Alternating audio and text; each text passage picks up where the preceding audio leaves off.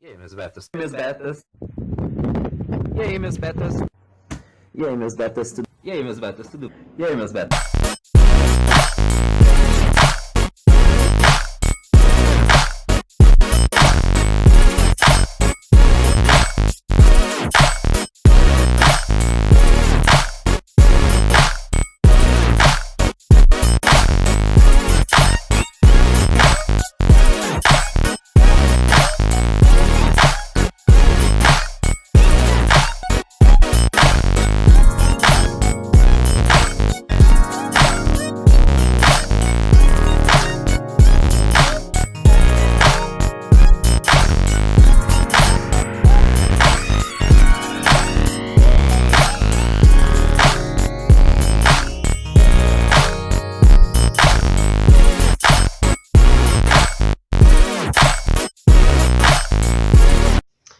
E aí, meus betas, tudo bem com vocês? Sou o Scott Bober, como vocês já sabem.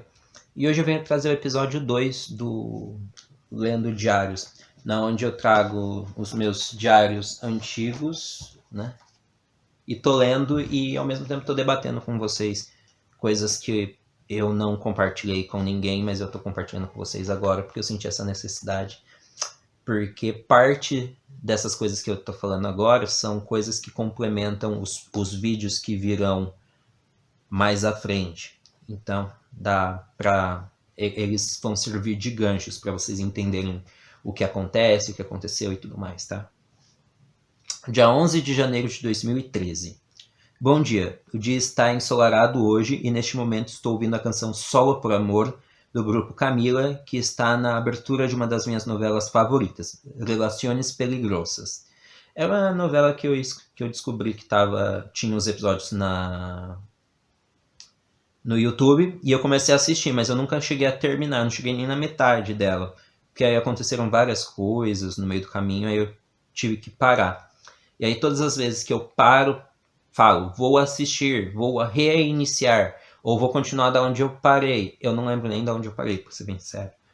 E aí não dá. E pra eu recomeçar, aí eu lembro, eu tenho um monte de coisa pra fazer, porque eu tô cuidando das músicas novas, do livro novo, os vídeos que eu tô tentando manter gravando. Agora em novembro vai sair vídeo todo dia, mas nos dias normais eu tô me esforçando para lançar vídeo toda segunda, quarta e sexta às 18 horas. Então eu não consigo assistir. Então, naquela época eu realmente gostava, principalmente porque eu assistia pelo computador e não pela televisão, porque como eu já comentei em outros vídeos, eu não assisto televisão, a não ser para assistir filme, série e tal, mas é bem difícil de eu parar para assistir isso. Eu assisto aqui no computador geralmente, ou no celular. Continuando. O dia hoje promete fortes emoções. Estou aberto a viver essas emoções, mas também estou ansioso. Mês que vem lanço o programa falando sobre a vida e no fim de janeiro começaremos a gravar o web programa Ansiedade é Gigante. O que acontece? Falando sobre uma vida, inicialmente era um projeto meu para ser um web programa mesmo, tipo, falar sobre música, filme, série, livro, convidar alguém, ter, né? Na época eu tinha conseguido 2 parceiros, a Jéssica Souza e eu não lembro o nome do outro menino, mas se eu lembrar eu coloco a foto dele em algum lugar aqui. Só que com o tempo estava muito na questão do planejamento, mas não tinha condições, não tinha como fazer de fato. Então, ficou meio que de lado. Depois a Thaís Ribeiro, que hoje é Thaís Moreira, né? Porque ela casou, que é uma das minhas amigas também, que eu gosto muito, amo demais.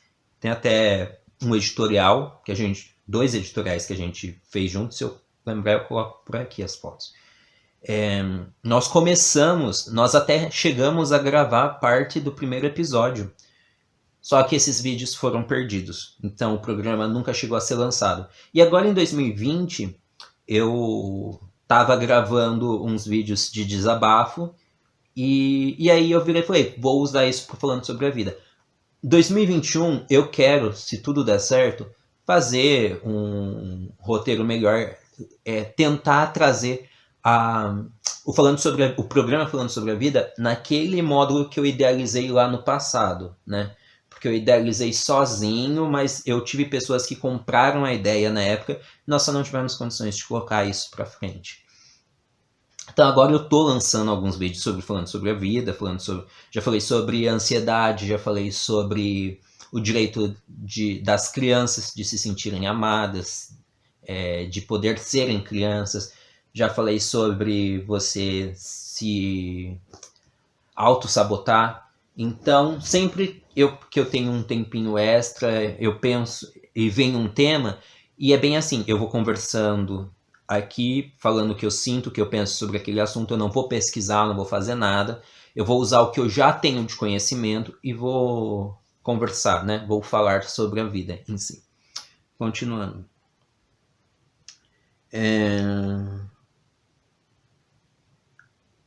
Hoje fomos num parque pesqueiro super legal, foi super divertido, até eu lembrar do Renato Angélico da Silva. Essa é a primeira vez que eu falo publicamente o nome do meu estuprador. Então, para quem estava se perguntando, a pessoa que passou mais anos me estuprando é essa que eu acabei de citar e que eu não vou repetir de novo. É estranho isso, eu não sei o que sinto por ele. Eu sei que o amei com toda a minha vida, mas hoje eu não sinto falta dele. É estranho isso, eu não sei o que sinto por ele. Eu sei que o amei com toda a minha vida, mas hoje eu sinto falta dele. Mas não sei o que sinto por ele. É como se parte de mim fosse embora outra vez. Eu preciso explicar essa parte, porque o que acontece? Eu passei anos, literalmente anos, sendo estuprado. Eu não quero colocar um negócio muito pesado, porque não quero dar detalhes. Cortes Profundos fala sobre isso, o meu livro novo. Se eu lembrar, eu coloco a capa aqui. O livro, inclusive, vai ser lançado dia 1º de dezembro de 2020. E nele eu falo sobre isso. Falo detalhes sórdidos, vamos dizer, detalhes proibidos para menores de 18 anos. E eu não quero. Só que assim, como eu passei anos e anos, e é aquela coisa, eu era criança, eu não tinha conhecimento, eu não sabia as coisas que eu sei hoje. E então, para mim, ele fazia coisas comigo e em algum momento eu me forcei a tentar acreditar que aquilo era normal, que era legal, porque ele criava essa ilusão do que ele me amava, que ele gostava de mim e tal. Ele começou a ficar comigo, a me estuprar, muitos meses antes dele começar a namorar minha tia. Depois ele começou a namorar minha tia, ele casou com a minha tia. Mesmo namorando a minha tia, casando com a minha tia, ele fazia essas juras de amor. E em algum momento eu me forçava a acreditar. Eu sabia que não era verdadeiro, mas eu me forçava a acreditar para parecer menos ruim do que realmente era. Ok? Então, nesse momento, quando eu falo isso, é porque resquícios dessas coisas ainda estavam presentes, sabe? Porque, infelizmente, chegou uma hora que eu me acostumei com a situação. Então, meu corpo, nem que eu me acostumei, meu corpo se acostumou com a situação. E aí ele começou a sentir falta. Infelizmente, não tenho orgulho nenhum disso. De falar isso, me traz uma tristeza gigante, porque foi uma coisa que eu nunca quis. Aliás, nunca quis ser estuprado, eu nunca quis ter criado me forçado a ter criado algum sentimento positivo para tentar explicar o lado da pessoa, porque ela não era boa, ela não era legal, ela não era uma, sabe? Enfim, continuando.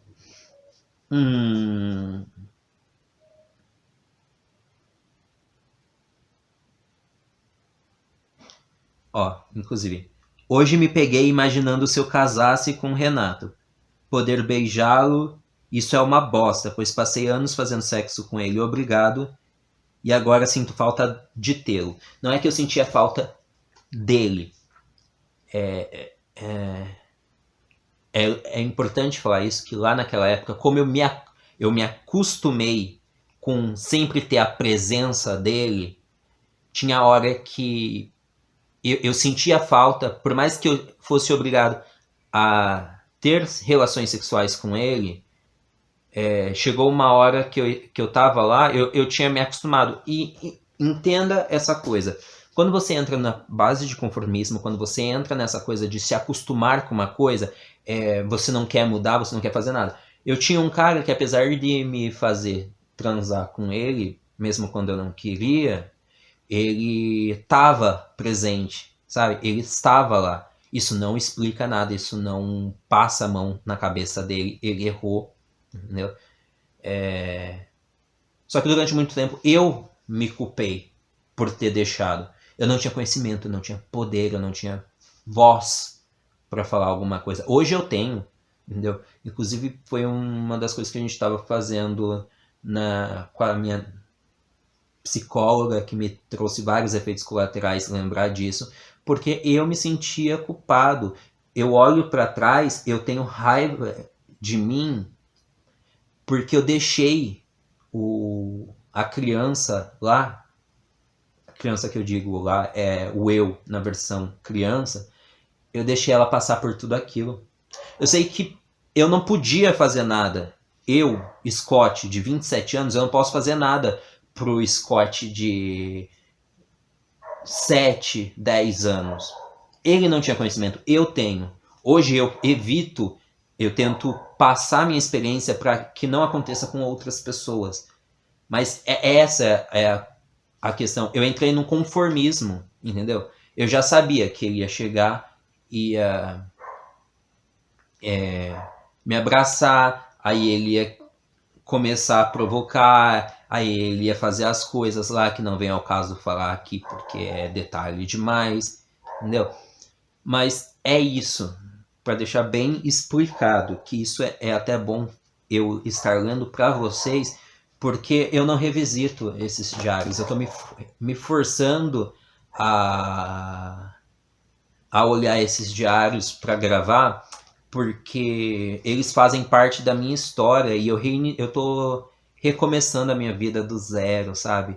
Eu tô procurando ser uma pessoa melhor e eu acho que eu preciso compartilhar esses momentos de fragilidade do meu passado, não só comigo mesmo, mas com vocês, para que isso me ajude a me transformar numa pessoa mais forte, emocionalmente mais forte, fisicamente mais forte, né? Porque quem sofre de depressão, o meu é depressão clínica grave, então tem vários efeitos colaterais que vêm pro meu corpo por causa dessas coisas, entendeu? Então é complicado. Continuando. Eu estou tão decepcionado com a minha vida em algumas partes apenas. O Everton foi um tremendo idiota agora, mas não temos nada, então não tenho por que fingirmos que somos amigos. Essa questão aqui foi que nesse dia, não foi esse dia ou o dia anterior agora, me foge da memória. Eu estava com necessidade, eu nunca escondi que eu passei muito tempo sentindo necessidade de ter alguém do meu lado para falar que eu era importante, que eu tinha valor e tal. E aí eu deixava as pessoas me usarem, porque aí elas me usavam, e enquanto elas me usavam eu me sentia sendo útil, né? Sendo usável. E aí teve esse garoto chamado Everton que me chamou, veio conversar comigo, aí ele me chamou pra ir na casa dele, eu fui, rolou o plim-pim-pim, e aí depois ele meio que me enxotou da casa dele, nunca mais falou comigo, nunca mais respondeu minhas mensagens, desapareceu e tal. E aí eu tava bem magoado na época. Vamos. Estou apaixonado, mas não sei o que fazer. Tenho medo de falar pros meus amigos. E ela me dizer que não vou me sentir muito... Calma aí. Deixa eu voltar, porque até eu me perdi. Como eu falei, minha letra em 2013 era pior do que hoje. Então,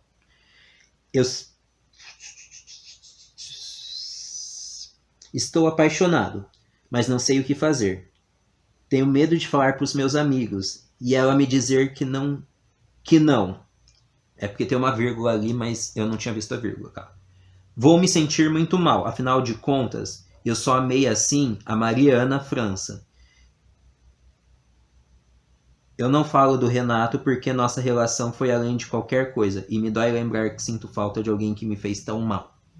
Mais uma vez trazendo aí essa questão do eu ter a ilusão, eu implantei uma ilusão de que eu estava gostando dele para não sentir tanto o efeito colateral do que ele estava fazendo.